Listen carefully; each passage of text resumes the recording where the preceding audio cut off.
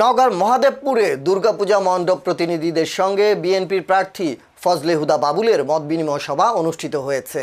সোমবার 2 ফেব্রুয়ারি উপজেলার লিচুবাগান এলাকায় এই মতবিনিময় সভা অনুষ্ঠিত হয়। উপজেলা পূজা উদযাপন কমিটির সভাপতি অধ্যাপক শ্রী রতন কুমার মণ্ডলের সভাপতিত্বে এতে আরও উপস্থিত ছিলেন মহাদেবপুর উপজেলা বিএনপির সভাপতি রবিউল আলম বুলেট, সহসভাপতি জাহিরুল ইসলাম, রেজাউন নবী সেন্ডো, বদলগাছি উপজেলা বিএনপির সহসভাপতি ও উপজেলা পূজা উদযাপন কমিটির সাধারণ সম্পাদক সুমন কুমার সিংহ ও উজ্জ্বল কুমার সরকার সহ আরও অনেকে।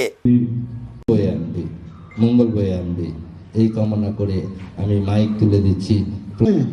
দুর্ঘটনায় 5 জন আদিবাসী মারা গেছেন।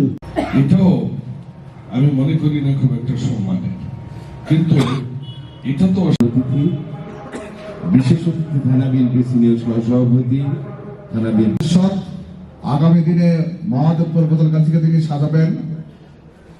জনাব ফজলে হুদা বাবুল ভাই।